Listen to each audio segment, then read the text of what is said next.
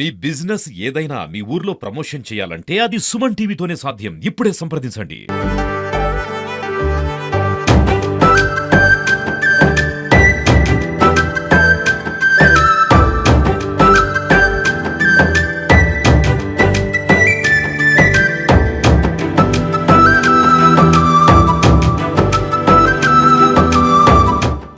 ప్రస్తుతం మనతో ఉన్నారు జక్కుల తిరుపతి అనే రైతు.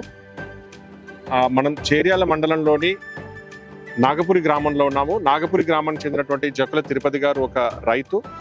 ఈయన మిగతా రైతులకి భిన్నంగా ఆలోచిస్తూ, అంటే రొటీన్గా మనం పండించే వెరైటీలు కాకుండా బ్లాక్ రైస్, అందులో గౌతమ్ బుద్ధ రైస్, సో ఈ రైస్ని ఈ మధ్య కాలంలో పండిస్తున్నారు. కాస్త విభిన్నంగా ఆలోచించి ఆరోగ్యాభిలాషులకు ఆరోగ్యాన్ని అందించడానికి, అంటే మనం చూస్తున్నాం కదా వైట్ రైస్, అంటే ఈరోజు మనం ఎంతో ఇష్టంగా తినే వైట్ రైస్ వల్లే ఆరోగ్య ముప్పు చాలా ఉంది. సో ప్రజల్లో చాలా అనారోగ్య సమస్యలు వస్తున్నాయి. సో దాన్ని నివారించడానికి ఒకటి, అంటే ప్రజలకి మంచి ఆహారాన్ని అందించడానికి ఒకవైపు ఆలోచిస్తూ, రెండో వైపు ఒక రైతుగా తన యొక్క ప్రయోగాల్ని సక్సెస్ఫుల్ చేయడం కోసం ఆయన కాస్త భిన్నంగా ఆలోచించి బ్లాక్ రైస్ వైపు వచ్చారు. బ్లాక్ రైస్లో ముఖ్యంగా ఆయన గౌతమ్ బుద్ధ రైస్ని ఇప్పుడు పండిస్తున్నారు. చాలా వెరైటీలు ఆయన గత 9 సంవత్సరాలుగా పండిస్తున్నారు. కానీ ఈ మధ్య కాలంలో గౌతమ్ బుద్ధ రైస్ని ప్రత్యేకంగా పండిస్తున్నారు. సో ఈరోజు తిరుపతి గారి పొలం వద్దకు వచ్చాం. సో ఈ బ్లాక్ రైస్ని ఎలా పండిస్తారు, బ్లాక్ రైస్ వల్ల ఉపయోగాలు ఏంటి, దీని మార్కెటింగ్లో ఏమైనా కష్టాలు ఉన్నాయా, ఒక ఎకరం పంటలో ఎంత దిగుబడి వస్తుంది, ఆ వైట్ రైస్కి దీనికి ఏమైనా తేడాలు ఉన్నాయా, ఇలాంటి పూర్తి వివరాలు బ్లాక్ రైస్ గురించి మనం తెలుసుకుందాం. సో తిరుపతి గారు నమస్తే. నమస్కారం. చాలా సంతోషంగా ఉంది. ఆదర్శ రైతుగా మీరు చాలా మందికి గొప్ప ఆదర్శంగా నిలుస్తున్నారు. ఓకే, ఈ మామూలు రొటీన్ వెరైటీస్ కాకుండా భిన్నంగా బ్లాక్ రైస్ అనేది ఇప్పుడు చాలా ప్రాముఖ్యంలోకి తీసుకొస్తున్నారు మీ ప్రాంతంలో. సో చూద్దాం, మీ పంటని చూద్దాము, ఎలాంటి వెరైటీస్ పండిస్తున్నారు, దాన్ని ఎలా పండిస్తున్నారు, దాంట్లో పద్ధతులు ఏంటి, దాంట్లో మీ కష్ట నష్టాలు ఏంటి పూర్తిగా తెలుసుకుందాం. తప్పకుండా. ఎట్లా అంటే మీరు ఎప్పటి నుండి స్టార్ట్ చేశారు ఇది? మేము ఒక 10 సంవత్సరాల నుంచి చేస్తున్నామండి, ఇదంతా కూడా వ్యవసాయం చేస్తున్నాము. సో మేము స్థానికంగా హైదరాబాద్ లో ఉండేవాడిని, అక్కడే చదువుకున్నాను నేను. సో ఇవి ఏ రైస్? ఇది గౌతమ్ బుద్ధ రైస్ అండి. Gautam Buddha rice. So Gautam Buddha rice అని చాలా స్పెషల్ వెరైటీ. గౌతమ్ బుద్ధుడు ఇచ్చినట్టుగా దీనికి చరిత్ర చెప్తుంది. నార్త్ ఇండియాలో ఎక్కువ సాగు చేస్తారండి యాక్చువల్ గా. సో మనకి కోవిడ్ వచ్చిన తర్వాత కోవిడ్ రైస్ అని కూడా దీన్ని ప్రకటించారు మన ప్రభుత్వం వారు. దీంట్లో జింక్ ఎక్కువ ఉంటుందండి సహజంగా, అందుకని కోవిడ్ ని తగ్గించే గుణాలు ఉన్నాయని చెప్పేసి దీన్ని కోవిడ్ రైస్ అని చెప్పి. అంటే మీకు ఈ వెరైటీస్ వీటి గురించి చాలా అవగాహన ఉన్నట్టుంది. అంటే మీరు ఏం చదువుకున్నారు యాక్చువల్లీ, మీ ఎడ్యుకేషన్ బ్యాక్గ్రౌండ్ ఏంటి? నేను పోస్ట్ గ్రాడ్యుయేషన్ చేశానండి, ఎంఏ తెలుగు నాది సబ్జెక్ట్ నాది. హైదరాబాద్ లో మాకు వ్యాపారాలు ఉండేవి ఇంతకు. సో ఇది చేస్తున్న క్రమంలో స్వదేశీ ఉద్యమంలో నేను మెంబర్ అండి యాక్చువల్ గా. మన భారత్ స్వాభిమాన్ అని చెప్పేసి స్వదేశీ ఉద్యమం, ఆజాదీ బచావో ఆందోళన అని చెప్పి ఇంతకు గతంలో శ్రీ రాజు దీక్షిత్ గారు దేశవ్యాప్తంగా ఒక సంస్థ నెలకొల్పి అతను పర్యటన చేశాడు. అంటే మన దేశానికి స్వాతంత్రం వచ్చింది కానీ ఇంకా అదే విదేశీ కంపెనీలు ఎక్కువ ఉండడము. స్వతంత్రము అంటే స్వ అంటే మనది, తంత్రము అంటే వ్యవస్థ అని చెప్పి అతను చెప్పేవాడు. సో ఆ క్రమంలో మేము దాంట్లో ఎక్కువ సోషల్ యాక్టివిటీస్ అన్ని చేస్తూ మన దేశంలో స్వదేశీత పెంచాలా, స్వదేశీత ద్వారానే దేశం అభివృద్ధి అవుతుంది అనేది అతను బాగా నిదానం తీసుకొచ్చాడు. బీ జపాన్ బై జపాన్, చైనా వాళ్ళు కూడా అనమాట, బీ చైనా బై చైనా. వ్యవసాయం వైపు మీరు ఎలా ఆకర్షితులయ్యారు? మరి ఎంఏ తెలుగు చదువుకున్నారు, ఆ రోజుల్లో గొప్ప చదువు చదువుకొని మరి ఇటువైపు ఎలా వచ్చారు? మాకు ఈ రాజు దీక్షిత్ గారి ప్రసంగాల్లో మేము అనే కార్యక్రమాలు చేస్తున్న టైంలో సుభాష్ పాలేకర్ గారు, మన తెలుగు వారు విజయరామ్ గారు, మా గురువు లాంటి వ్యక్తి, వీళ్ళంతా పరిచయమేరండి. సో రాజు దీక్షిత్ గారు అంటే మల్టీనేషనల్స్ కంపెనీస్ పైన కొంచెం ఎక్కువ ఉధృతంగా పోరాటం చేసేవాడు. కానీ అలా కాదు, మనము స్థానికంగా రైతులతో ఉంటూ వ్యవసాయంలోనే ఎక్కువ రసాయనాలు వాడుతున్నారు, ఎక్కువ పురుగు మందులు వాడుతున్నారు, దీనివల్ల భూమి పాడవుతుంది, పర్యావరణం పాడవుతుంది, ప్రజల ఆరోగ్యం దెబ్బతింటుంది అని చెప్పడం. అల్టిమేట్ గా మళ్ళీ మన డబ్బు విదేశాలకు వెళ్తుంది. సో ఈ వైద్యంకి పెట్టే కాస్ట్ అంతా కూడా ఎక్కువ విదేశీయులే ఉన్నాయి. సో గ్రామ స్థాయిలో మనం మార్పు తీసుకురావాలా, గ్రామ స్వరాజ్యం. గాంధీ గారివి, మాకు ఒకవైపు అన్నాజరే గారి ఒక స్ఫూర్తి మాకు ఉండేదండి ముందు నుంచి. అట్లా మాకు విజయరామ్ గారు, పాలేకర్ గారు పరిచయం అయిన తర్వాత వ్యవసాయం వైపు వెళ్ళాలని ఒక ఆలోచన ఉండేది. ఓకే, అంటే ఇప్పుడు జనరల్ గా మనం ఊర్లలో చూస్తుంటే హెచ్ఎంటీ గానీ, బీపీటీ గానీ, ఇలాంటి రొటీన్ వెరైటీలు ఏవైతే ఉన్నాయో, సో ఎకరానికి హాయిగా 25-30 క్వింటాల దిగుబడి వస్తుంది.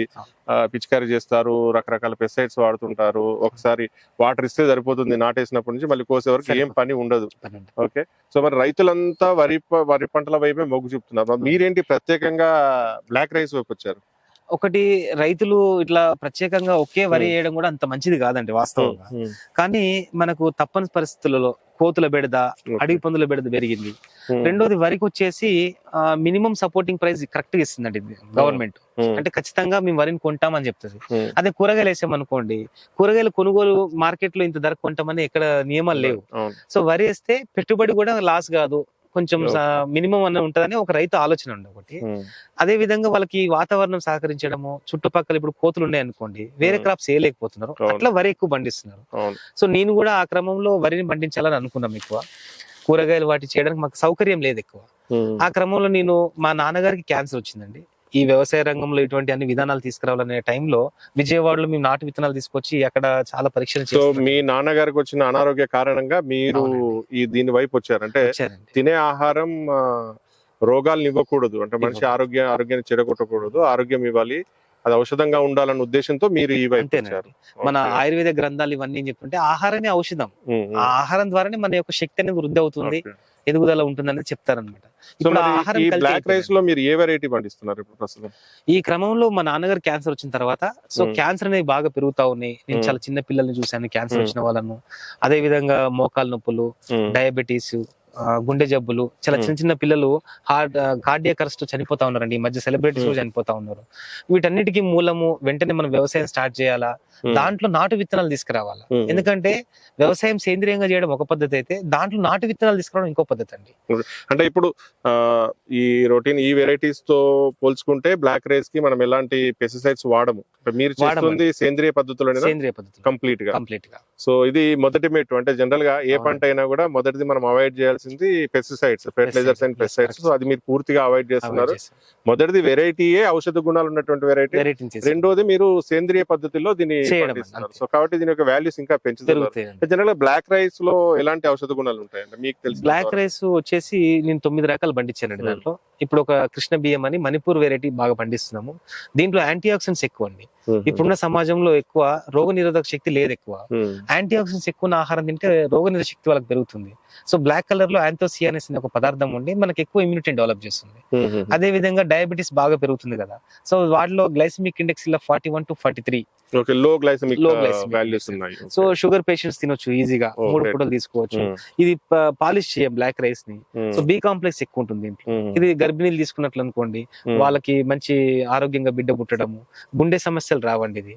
ప్లస్ పైల్స్ ఈ మధ్య కాన్స్టిపేషన్ ఇవన్నీ బాగా పెరుగుతా ఉన్నాయి. ఈ జీర్ణాశయ సంబంధించిన ఇష్యూస్ అన్ని కూడా మీరు బ్లాక్ రైస్ ఒక వారం తిన్నారనుకోండి చక్కగా ఫ్రీ మోషన్ అయిపోతా ఉంటుంది. ఓకే. సో మీరు ఇప్పటివరకు అంటే ఎంత ఏరియాలో మీరు సాగుబడి చేస్తున్నారంటే ఈ పర్టికులర్ బ్లాక్ రైస్ ని? మేము గతంలో 15 ఎకరాలకు చేసామండి. సో తెలియక అప్పుడు స్టార్ట్ చేసాము. 15 ఎకరాలు చేసిన తర్వాత ఏంటంటే దాన్ని నిలువ పెట్టడము, మిల్లింగ్ చేయడం. ఇది విన్నానంటే ఒక సంవత్సరం ఆపాలి, పంట కోసిన తర్వాత ఒక సంవత్సర కాలం పాటు దీన్ని పెట్టి తర్వాతనే మిల్లింగ్ చేయాలనేది నిజమేనా? లేదండి, అట్లేం లేదు. మనం ఇది పంట కోసినాక 45 days నుంచి మనకు రెడీ చేసుకోవచ్చు అండి. 45 రోజుల తర్వాత మనం దాన్ని బియ్యంగా మార్చుకొని మనం వాడుకోవచ్చు. అయితే ఎప్పుడైతే దీన్ని మనము ఎక్కువ రోజులు నిలువ పెడితే, అంటే ఎప్పుడు వీలైనంత వరకు చాలా మంది ఎక్కువ సంవత్సరం నిలువ పెట్టద్దు. ఈ సంవత్సరం కోసామనుకోండి పంట, మళ్ళీ వచ్చే సంవత్సరం ఈ టైం లోపల అది వాడేయడం ఉత్తమం అండి. ఒక సంవత్సర కాలం పాటు దాని షెల్ఫ్ వాడుకోవాలి. పూర్వం కూడా ఇప్పుడు వరి కోతలు కోసిన తర్వాత మళ్ళీ వచ్చే వరి కోతల వరకు సంక్రాంతి టైంలో వచ్చేవండి మనకు పంటలు. సంక్రాంతి వరకు మళ్ళీ ధాన్యం అయిపోయేది, అడుగంటేది మనకి. సో అట్లా మనము 1 year లో వాడుకోవడం బెటర్ అండి మనకి. అంటే దీని దిగుబడి ఎలా ఉంది? అంటే మామూలుగా అయితే 25 నుండి 30 క్వింటాల వరకు మనకు నార్మల్ వెరైటీస్ లో వస్తాయి కదా, మరి బ్లాక్ రైస్ దిగుబడి ఎలా ఉంది ఒక ఎకరానికి? సో బ్లాక్ రైస్ వచ్చేసి మనకు ఎకరాకి ఇది ఔషధ విలువలు ఉన్నది కనుక కొంచెం తక్కువ వస్తుందండి. 15 క్వింటాల వరకు మనం అంచనా, మనకు ఎప్పుడు ఒక యావరేజ్ గా తీసుకుంటే 15 క్వింటాలు వస్తుంది మనకి. ఎంత అంటే మామూలు మార్కెట్ లో ఎంత కిలో రైస్ వెళ్తుంది? అంటే మనం మామూలుగా అదే చూస్తే 40 రూపాయలు 50 రూపాయలు అలా ఉంటుంది. సో దీని రేట్ ఎలా ఉంది? ఇప్పుడు ఒకటి సేంద్రియ వ్యవసాయంలో చేస్తే కొంచెం ధర పెరుగుతుంది, ఎందుకంటే హీల్డింగ్ కొంచెం తగ్గుతుంది కనుక. ఒకటి అదే మీరు బ్లాక్ రైస్ తీసుకుంటే ఇంకొంచెం హీల్డింగ్ తక్కువ కనుక ఇది 100 రూపాయల నుంచి 300 వరకు పోతుందండి. ఇప్పుడు కేవలం పంట దిగుబడి తక్కువ వస్తుంది కాబట్టి రేట్ ఎక్కువ ఉంది, అంతేగాని రైతులు ఎక్కువ మొత్తంలో పండిస్తే ఇది కూడా నార్మల్ రైస్ గానీ మార్కెట్ లో దొరుకుతుంది. మార్కెట్ లోకి వచ్చేసి మరి రైతులు ఎందుకు వెనకాడుతున్నారు? అంటే ఈ వెరైటీని వేయడానికి ఎందుకు వెనకాడుతున్నారు? ఒకటి వాళ్ళకి తెలియదు, రైతులకు ఎక్కువ అవగాహన లేకపోవడం ఒకటి. రెండోది మార్కెట్ లో ఎవరు కొంటారో దీనికి తెలియదు కదండి వాళ్ళు. సో రిస్క్ ఉందేమో, అంటే మార్కెటింగ్ రిస్క్ ఉందేమో, మార్కెటింగ్ తెలియదు వాళ్ళకి, ఎట్లా అమ్మాలో వాళ్ళకి తెలియదు. సో ప్రతి రైతుకి ఏం చేస్తామంటే ఫస్ట్ ఇది అమ్మడం కంటే మీ ఆరోగ్యానికి వేసుకోండి. ఇప్పుడు మనందరం పంట పండించి మనం తినాలి కదా, మంచి ఐడియా. మనం తినడం కోసం మీరు వేసుకోండి. కొనే వాళ్ళు ఉంటే అవును. కన్జ్యూమర్స్ కి ఎవరైతే రిక్వైర్మెంట్ ఉందో వాళ్ళే వస్తారు. మొదట అమ్మడం కోసం కాదు, మీ ఇంటి కోసం మనమే మీరు వస్తాం. ఇప్పుడు పండించుకోండి. నా దగ్గరికి ఓకే. ఇక్కడ మన 2 స్టేట్లలో బ్లాక్ రైస్ ఎవరి దగ్గర ఉందన్నా కానీ నా దగ్గరికి గూగుల్లో గానీ ఓకే. యూట్యూబ్ లో కానీ సెర్చ్ చేయగా నా పేరు వచ్చేస్తుందండి. ఓకే. ఎందుకంటే నా నిలకడ తత్వం అనమాట. ఓకే. ఖచ్చితంగా చేస్తాం, ప్రజలకు అందించాలని ఉన్నాం. So every year 1 to 5 acres confirm గా చేస్తాను బ్లాక్ రైస్. ఓకే. సో నాకు హీల్డింగ్ బాగా వచ్చి ప్రజల రిక్వైర్మెంట్ బాగుంది అనుకోండి, నెక్స్ట్ ఇయర్ ఇంకా ఎక్కువ వేస్తాం. ఒకవేళ లేదు, ఇప్పుడు నేను పోయిన సంవత్సరం వేసాము, వేసిన పంట కట్ చేసి బియ్యం మార్చాక 2 months లోనే రైస్ అయిపోయింది. ఎక్కువ మంది తీసుకున్నారు. మళ్ళీ వాళ్ళని 2-3 నెలలు నా దగ్గర బ్లాక్ రైస్ లేక వాళ్ళకి రెడ్ రైస్ ఇవ్వడం మొదలు పెట్టామన్నమాట. మీరేమన్నా అంటే మీ తోట రైతులకు అవేర్నెస్ ప్రోగ్రామ్స్ ఏమన్నా కండక్ట్ చేస్తున్నారా? అంటే మీ లోకల్ అగ్రికల్చర్ ఆఫీసర్స్ తో చేస్తామండి. మా జిల్లా వ్యవసాయ అధికారి గారు ఉన్నారు ఇప్పుడు ప్రెసెంట్. ఇంతకుముందు శివప్రసాద్ గారు ఉండే, మా అడిషనల్ కలెక్టర్ గారు అండి మొన్నటి దాకా. ఇప్పుడు మాకు శ్రీనివాస్ రెడ్డి సార్ ఉండే. సో చాలా ఆయనకి ఇంట్రెస్టెడ్. ఆయన కూడా బ్లాక్ రైస్ పండించుకున్నాడు, ఇంట్రెస్టెడ్ పండించుకొని. మీ ఊర్లో అంటే ఎంతమంది ఉన్నారంటే మీతో పాటు? అయితే ఇప్పుడు మాతో పాటుగా ఉన్న సమస్య ఏమొచ్చిందంటే, రైతు ఇప్పుడు కూడా పండించుకోవడానికి చేస్తున్నాడు, కానీ ఎక్కువ మార్కెట్ చేయగలిగితే మేము ఎక్కువ పండిస్తాం అంటున్నారు అనమాట. ఓకే. ఓకే. సో మార్కెటింగ్ భయంతో వాళ్ళు చేయలేకపోతున్నారు. మార్కెటింగ్ చేయడానికి ముందున్నారండి. నేను ఒక 60 మంది రైతులకి బ్లాక్ రైస్ పండించడానికి నేర్పించాం, చేసుకున్నారు వాళ్ళు. తినడానికి 60 మంది రైతులు పండించుకొని తిన్నారు కూడా మా గ్రామంలో. సో అట్లా పూర్తి ఒక సేంద్రియ గ్రామం వైపు తీసుకెళ్ళాలని మా ఉద్దేశం. నాగపురి గ్రామం అంటే ఎందుకు మీరు ఇంత అంటే ఆల్రెడీ 9 సంవత్సరాల నుండి ఈ పంట పద్ధతుల్లో ఉన్నారు, మరి ఎందుకు ఇంకా అంటే కాస్త ఆలస్యమైనట్టు కనిపించట్లేదా? అంటే నాగపురి గ్రామాన్ని సేంద్రియ పద్ధతిలో పండించే ఒక ఊరుగా ఆదర్శంగా నిలబెట్టడానికి, చూపించడానికి బయట. అయితే నేను మొదటి 5 సంవత్సరాలంతా కూడా విజయవాడలో ఉన్నానండి. ఈ విత్తనాల గురించి సెర్చ్ చేయడము, మేము అక్కడ శిక్షణ తీసుకోవడం, విజయరామ్ గారితో పాటు అక్కడ ఉండి జీవించడమే మాకు టైం పట్టింది 5 years. ఈ మా నాన్నగారు క్యాన్సర్ వచ్చిన తర్వాత ఇక్కడ ఫార్మింగ్ స్టార్ట్ చేశాను. అయితే గ్రామంలో చూసుకున్నట్లయితే చాలా సమస్యలు ఎక్కువ ఉన్నాయండి. రైతులకు ఒక ఐక్యత రాకపోవడము, ఒకవేళ పండించారనుకోండి ఇన్పుట్స్ అంటే పంటకు అవసరమైన వస్తువుల్ని అందుబాటులో లేవండి గ్రామీణ స్థాయిలో. పశు సంతతి తగ్గిపోయింది, సో పశువులు ఎరువు దొరకడం కష్టమైంది. ప్లస్ పెస్ట్ మేనేజ్మెంట్ అండి. ఆర్గానిక్ ఇప్పుడు మనకి ఇక్కడ చూసుకుంటే లోకల్ గా వేప పిండి మిల్స్ ఎక్కడ లేవు, ఆముదం పిండి దొరకదు. ఈ పెస్ట్ మేనేజ్మెంట్ కష్టమైంది. మళ్ళీ పంట పండించిన తర్వాత దీన్ని నిలువ పెట్టడానికి గోడామ్స్ లేవండి, మనకు ఫార్మింగ్ లెవెల్లో గోడామ్స్ లేవు. ప్లస్ 1 time మార్కెట్ లేదు. సో రైతులు సన్నకారు రైతులు కదా, వీళ్ళంతా ఆర్థికంగా వెనుకబడిన వాళ్ళు. వీళ్ళకి ఏంటంటే పంట కొయ్యగానే పంట అమ్మేసేయాలి. బైబ్యాక్ ఎవరు అంటే ఇప్పుడు మీరు మామూలుగా జనరల్ గా హైదరాబాద్ నుండి చాలా మంది మాకు అంటే సేంద్రియ పద్ధతిలో పండించినట్టు ఆహారం కావాలని జనరల్ గా వెతుకుతుంటారు. అలాంటి వాళ్ళని ఎవరన్నా మీరు ఐటీ వాళ్ళు కానీ లేకపోతే గవర్నమెంట్ ఉద్యోగస్తులు కానీ, అంటే ఎవరైతే ఆర్థికంగా కాస్త బలోపేతంగా ఉన్నారో అలాంటి వాళ్ళకి ఏమైనా మీరు బైబ్యాక్ పద్ధతిలో అవగాహన ఒప్పందాలు చేసుకున్నటువంటి సందర్భాలు ఉన్నాయి సార్. అట్లా అయితే ఏమవుతుందంటే సార్, ఇప్పుడు మేము ఎప్పుడు కూడా చూస్తే హైదరాబాద్ లో పెద్ద పెద్ద ఆర్గానిక్ షాప్స్ ఉన్నాయండి. వాళ్ళు కూడా ఎవరు రైతుతో బైబ్యాక్ పెట్టుకోరు. ఎందుకు పెట్టుకోరు అంటే, రైతు ఎందుకు బైబ్యాక్ పెట్టుకోరు అంటే, ఒకటి రైతు పెట్టుకున్నారు అనుకోండి, మార్కెట్ లో ధర ఎలా ఉంటే వీళ్ళకి తెలియదు. సో ధర తగ్గింది. ఇప్పుడు మేము వెజిటేబుల్స్ వేసామండి స్టార్టింగ్. వెజిటేబుల్స్ వేసిన తర్వాత బైబ్యాక్ టమాటా 10 రూపాయల కేజీ బయట నడుస్తుంది అనుకోండి, మనకు యావరేజ్ గా 15 రూపాయలు ఇస్తామండి బైబ్యాక్ చేసుకుంటారు. ఉన్న పలంగా టమాటా 2 రూపాయలకు వచ్చింది అనుకోండి, అతనికి ఫోన్ ఎత్తాడు, రాడు మన దగ్గరికి. రిస్క్ అనమాట. అందుకని బైబ్యాక్ అనే ఒప్పందాలు రైతు వాళ్ళు పెట్టుకోరు.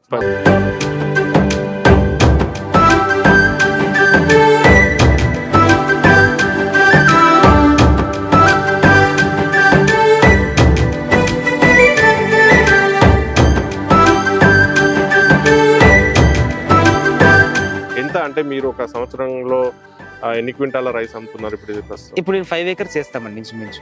అదే విధంగా నా దగ్గర స్నేహితులు ఉన్నారు, కొంతమంది ఉన్నారు గుంటూరులో, మా మిత్రులు ఉన్నారు.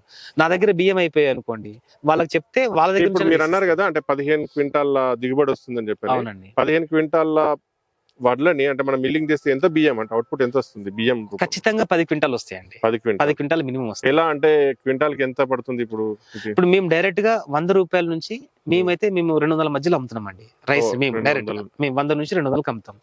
కొంతమంది ఆన్లైన్ ద్వారా సంప్రదించి డైరెక్ట్ గా తీసుకునే వాళ్ళకి 150 రూపాయలు 200 రూపాయలకి అమ్ముతాం. ఇక్కడ లోకల్ గా ఉన్నారనుకోండి, మా స్థానికులు అనుకోండి, వాళ్ళకి పరిచయం చేయాలా, కొంత ఆర్థికంగా పెట్టలేని వాళ్ళకి 100 రూపాయలకి ఇస్తామండి. 100 నుంచి 200 వరకు కస్టమర్స్ బట్టి. కొంతమంది విదేశాల నుంచి. ఓకేనా? అంటే మీరు ఒక ఎకరా యావరేజ్ గా తీసుకుంటే వచ్చే దిగుబడి, మీరు మిల్లింగ్ తర్వాత దాన్ని మళ్ళీ బియ్యంగా మార్చి అమ్మితే వచ్చిన ఇవన్నీ చూస్తే ఓకేనా? అంటే చేసుకోవచ్చు. అయితే ఇక్కడ సమస్య ఏంటంటే, మొదటి ప్రాంతం అమ్ముకునేదాకా రైతు ఓపిక పట్టాల. ఇప్పుడు మన రైతులు వేసారనుకోండి, ఉమ్. మార్కెటింగ్ అనేది ఎలా ఉంటుంది అంటే, ఇప్పుడు కన్జ్యూమర్ ఏం ఉమ్. ఆలోచిస్తాడు, ఎప్పుడు బియ్యం అయిపోతే అప్పుడే కొనుక్కుంటాడండి. ఓకే. వినియోగదారుడికి ఏం కావాలంటే పురుగు Stock పట్టే అనేది ఉద్దేశంతో పెట్టరు. పెట్టుకోడు. అవును. ఆయనకు అయిపోయినప్పుడు 25 కేజీలే తీసుకుంటాడు అతను. అవును. ఒకేసారి 2 క్వింటాలు అవసరం అవుతుంది సంవత్సరానికి, పురుగు 2 క్వింటాలు సమస్య తీసుకోడు అతను. మేజర్ గా పురుగు సమస్య ఉంటుంది కాబట్టి వాళ్ళు అలా అది risk వినియోగదారుడు అట్లా తీసుకుంటారు. చేస్తాడు. రైతుకి ఏంటి, నిలువ పెట్టడానికి సామర్థ్యం ఉండదు. ఉమ్. ఒకవైపు పంట మళ్ళీ వ్యవసాయ పనులు స్టార్ట్ అండి పొద్దున్న లేస్తే. ఉమ్. అతను ఫోన్ చేసి నాకు ట్రాన్స్పోర్ట్ లేయండి, ఇప్పటికిప్పుడు మిల్లింగ్ చేయండి అంటే మన దగ్గర ఆ వ్యవస్థ ఉండదు రెడీగా. ఉమ్. సో అందుకని ఈ మధ్యలో ఉన్నటువంటి వ్యక్తులు ఎప్పుడైతే ఉమ్. ఉన్నారో మధ్యవర్తులు దీంట్లో లాభపడతారండి. ఇప్పుడు కూడా ఉమ్. మధ్యవర్తి ఏం చేస్తారంటే వెంటనే రైతుల దగ్గర నుంచి కొనుగోలు చేస్తాడు, కన్జ్యూమర్ కి ఎప్పుడు అవసరం అప్పుడు ఇవ్వగలుగుతాడు. ఇది పెట్టుబడిదారు వ్యవస్థ నడిపిస్తుంది. సో వాళ్ళ మనం తప్పు పట్టలేం, వాళ్ళు అంత బలంగా ఉంటారు వాళ్ళు. రైతు ఓకే. బలహీనత, ఆయన బలం. మరి మీరు అంటే మీ తోటి రైతులకు అంటే మీరు ప్రోత్సహిస్తున్నారా నిజంగా? అంటే మీ అనుభవాన్ని బట్టి, మీరు ఈ 9-10 సంవత్సరాలుగా ఈ పంట పండిస్తున్నారు, మీకు ఇప్పటి వరకు వచ్చినటువంటి ఈ అనుభవాన్ని బట్టి మిగతా రైతుల్ని అంటే మీరు సజెస్ట్ చేస్తారా వేసుకోండి అని, లేకపోతే ఎలా ఇంకేమన్నా? అయితే నేను ఒకటి చెప్పగలుగుతాను సార్. ఇప్పుడు ఫస్ట్ ఏంటంటే ప్రతి రైతు కూడా తను పండించేది తన కోసం, తను పండించిన తర్వాత తను తిన్న తర్వాత ఇంకోరికి ఇవ్వాలా. ఓకే. అయితే నేను ఇది బ్లాక్ రైస్ వేసినప్పుడు స్టార్టింగ్ లో 300 రూపాయలు కేజీ పట్టుకెళ్ళారండి ఒక్కొక్కరు, వడ్లనే. ఓకే. వడ్లని 300 వడ్లనే. కేజీ. ఇది షుగర్ తగ్గిస్తుంది, మోకాల నొప్పులు తగ్గిస్తుంది, 300 రూపాయలు పట్టుకెళ్ళారు. అట్లా మా ఊర్లో ఈ ధరలు చూసి ఒక 10 మంది రైతులు ముందుకు వచ్చారు నాతో పాటు. ఓకే. అదే లాభం బాగుంది, లాభం 300 బాగుందని కిలో అంటే- తీసుకొచ్చారు. నాకు తెలియదు ఆ విషయం ఓకే. అప్పటికి. దాని తర్వాత ఆ 10 మంది 60 మంది అయ్యారండి. ఓకే. 60 మంది అయ్యారు. 60 మంది అయిన తర్వాత కొంతమంది వచ్చేసి, బాబు మా ఇంటి దగ్గర బియ్యం ఉన్నాయి, మీరు తీసుకుంటారన్నాడు. అదేంటి మీరు ఎందుకోసం వేశారు మరి ఇదంతా మీరు అంటే, నాకు అందరూ ఆరోగ్యం కోసం వేసుకుంటున్నాం, మనం తినడానికి వేసుకుంటున్నాం అన్నారు అనమాట. అంటే లాభాలనే ధోరణి ఒకటి కాకుండా, ఇది ఫస్ట్ నిజంగా మన హెల్త్ ఆరోగ్యానికి మంచిది. మనం వెళ్ళి డబ్బులు తీసుకెళ్లి తర్వాత మనం హాస్పిటల్లో పెట్టడం కంటే, హాస్పిటల్లో పెట్టినా కానీ ఆరోగ్యం రాదు. ప్రయోగాత్మకంగా ఫస్ట్ మీ ఇంటి కోసం మీరు పండించుకోండి, ఆ తర్వాత దాన్ని బట్టి మళ్ళీ మీరు మెల్లిమెల్లిగా పెంచుకుంటూ. దీంట్లో రకాలు ఉన్నాయి. మొత్తానికి అయితే రైతులు దీని వైపు వెళ్ళొచ్చు అంటారు మీరు? ముందు తెలిసిందండి ఫస్ట్, ఓహో ఇది తింటే మాకు అనారోగ్య సమస్యలు పోతాయి అని. చాలా మంది క్యాన్సర్ పేషెంట్స్, ఇప్పుడు నా మిత్రులు మన ఇంతకుముందు బియ్యం వాడిన వాళ్ళు ఉంటారు కస్టమర్స్, వాళ్ళే నా మార్కెటింగ్ బాగా చేశారండి. వాళ్ళు తిని వాళ్ళ షుగర్ తగ్గించుకొని, మోకాల నొప్పులు తగ్గించుకొని, కొంతమంది ఫైల్స్ తో బాధపడే వాళ్ళు ఉన్నారండి. వాళ్ళు ఒక్కొక్కరిని 10 మందికి చెప్పడం, ఏంటండి మీకు ఏం చేయాలా, బియ్యం కొనడంతో పాటు మా మిత్రులు వాళ్ళు అంటే మిత్రులు అయ్యారు ఇప్పుడు, వాళ్ళంతా కూడా ఏం చేశారంటే, మీ బియ్యం నిజంగా బాగున్నాయండి, దీని ఇడ్లీ దోశలుగా పిల్లలకు పెట్టడము, వాళ్ళు ఇంకో 10 మందికి చెప్పడం, వాళ్ళ ఆఫీసులో పనిచేశారు అనుకోండి, వాళ్ళే 10 మంది చెప్పుకుంటూ అలా కంటిన్యూగా ఒక మార్కెట్ ఏర్పాటు చేశారండి. సో ఈ రోజు నేను 5 ఎకరాల ధాన్యం పెట్టుకుంటున్నాము, 5 ఎకరాలు కట్ చేసి వాళ్ళకి రెగ్యులర్ గా వాళ్ళకి మన సమస్య కూడా చెప్తా ఉన్నాం. మేము బియ్యం మిల్లింగ్ చేయగానే మీకు పంపిస్తామండి, కొంచెం దయచేసి మీరే స్టోర్ చేసుకోండి. అంటే ఎవరైనా ముందుకొస్తే వాళ్ళకి మీరు సీడ్ ఇవ్వగలుగుతారా? ఇస్తున్నామండి. మా ప్రధాన ఉద్దేశం ఏంటంటే, ప్రతి గ్రామంలో ఇటువంటి విత్తనాలు వాడుకలోకి రావాలి. మళ్ళీ ఈ విత్తనం యొక్క గొప్పతనం ఏంటంటే, ఒక్కసారి విత్తనం కొనుక్కుంటే మళ్ళీ ప్రతిసారి కొనే అవసరం లేదు. దాన్నే విత్తనంగా మార్చడం. ఇప్పుడు ఈ హైబ్రిడ్ అంటే కిలోకి ఎంత ఇస్తున్నారు అంటే విత్తనంగా? 100 రూపాయల నుంచి 300 అండి. అది కూడా 100 నుంచి మనం 300 రూపాయలు మనం తీసుకుంటాం. మనం ఎవరి దగ్గర విత్తనం లేదనుకోండి, దానికి మంచి డిమాండ్ ఉంది అనుకోండి. ఇప్పుడు దీని పద్ధతులు అంటే, ఇప్పుడు మన మామూలు వరి అయితే దాన్ని దున్నడము, నాటు వేయడం ఇలా చేస్తాం కదా, సో ఇది కూడా అలాగేనా లేకపోతే ఇంకేదైనా వేరే పద్ధతులు ఉన్నాయా? ఇప్పుడు ఈ మధ్య కాలంలో మనకి డ్రమ్ సీడర్, డైరెక్ట్ విత్తనాన్ని విత్తే పద్ధతులు వచ్చాయండి, వేద పద్ధతి అంటాం. దాంట్లో కూడా వేసుకోవచ్చు. కానీ సేంద్రియ వ్యవసాయంలోకి వచ్చేసరికి కలుపును కంట్రోల్ చేయలేమండి ఆ పద్ధతి. సో మనము నాటేసుకోవడం కొంచెం ఉత్తమం ఇది. సో నాటేసుకుంటే ఈ మొక్క పెరిగింది అనుకోండి, ఇది కలుపును రానివ్వదు, ఇది పెరగదు. అదే మన డ్రమ్ సీడ్ లాంటి వేసామనుకోండి, కలుపును కంట్రోల్ చేసుకునే వ్యవస్థ కొంతమంది. ఈ వంగడం, దేశీయ వంగడం, రెండోది మిగతా పంటలు అంటే మిగతా వంగడాలతో చూస్తే ఇది కాస్త వేరే. అంటే మనకు జనరల్ గా ఎక్కడ అవేర్నెస్ లేదు ఇప్పటి వరకు. ఈ రాబోయే అంటే వాతావరణ సమస్యలు తట్టుకుంటుంది అంటే, జనరల్ గా మన దగ్గర గాలి దుమారాలు వచ్చినప్పుడు, లేకపోతే వర్షాలు వచ్చినప్పుడు పడిపోవడం కానీ ఇలాంటివి జరుగుతుందా, లేకపోతే తట్టుకుంటుందా? అయితే ఇప్పటి వరకు 3000 రకాల విత్తనాలు మేము చూసామండి, తెలుసుకున్నాం దాని గురించి. మా గురువు గారు కొంతమంది విత్తన బ్యాంక్ ఏర్పాటు చేసిన వాళ్ళంతా 3000 రకాలు తెలుసుకున్నాం. ఒక 300 రకాలు స్వయంగా నేను చూసానండి, పండించడం జరిగింది. మా మిత్రుల సహకారంతో 300 రకాలు పండించాం. దాంట్లో బెస్ట్ వెరైటీ, వాతావరణాన్ని తట్టుకునేవి, పడిపోకుండా చేను, హెల్త్ బెనిఫిట్స్ ఉండాలి, రైతుకు కూడా కొంచెం పని మనకు నష్టం జరగవద్దు. ఈ 2 కోణాల్లో ఆలోచించి మంచి రకాలు తీసుకొచ్చామండి. ఇప్పుడు మొదట్లో నేను తెల్ల రకాల బియ్యాలు వేసామండి, బహురూపి, నారాయణ కామ్ని వేసాం. నారాయణ కామ్ని అనేది బాగా ఎత్తు పెరిగి 6 అడుగులు ఎత్తు వస్తుందండి, వరి పడిపోతే రైతు కొంత నష్టం జరుగుతుంది కదా, పడని రకాలు వెతుక్కున్నాం. అట్లా బహురూపి వేసాం, అది దొడ్డు రకం అనమాట. దొడ్డు రకాలు ప్రజలు ఎక్కువ ఇష్టపడట్లా, సన్న రకాలు తీసుకొచ్చాం, చింతలూరు సన్నలని, మైసూర్ మల్లిక, కుజి పటాలి. అంటే ఇట్లా గ్రేడ్ చేసి మన వెదర్ కి తట్టుకోవాలి, తెగులను తట్టుకోవాలి, ప్రజలకు అది ఉపయోగపడాలి. ఈ 3 అంశాల్లో చూసుకొని మనం పండిస్తున్నాం. అట్లా బ్లాక్ రైస్ కూడా 9 రకాలు వేసానండి ఇప్పటికి. 9 రకాల్లో గ్రేడ్ చేయగా ఒక వెరైటీ ఇప్పుడు బాగా నచ్చిందండి. ఇప్పుడు అదే మీరు ఇందాక చూశారు. ఓకే. సో అది కృష్ణ వ్రీహి అని చెప్పేసి మన Okay. కృష్ణ బియ్యం అని అంటాం దాన్ని. ఆ రకాన్ని మేము ఎక్కువ మందికి ఇస్తున్నామండి. ఎక్కువ ఓకే. కాలనమ్మకం ఉంది ఇప్పుడు. ఇది మేము ఈ గత 10 సంవత్సరాల జర్నీలో ఇది గౌతమ్ బుద్ధ రైస్ కింద మనకి నార్త్ ఇండియాలో బాగా ఫేమస్ గా ఉంది. సో ఈ రకంలో అంటే తెలుపు రంగు బియ్యంలో ఇంకా మంచి వెరైటీ కావాలని చెప్పి ప్రజలు అడుగుతా ఉన్నారు. అవును. ఇది ఎక్కువ ప్రోటీన్ కంటెంట్ ఎక్కువ అండి. నార్మల్ రైస్ లో 2% ఉంటే ఇలా 12% ప్రోటీన్.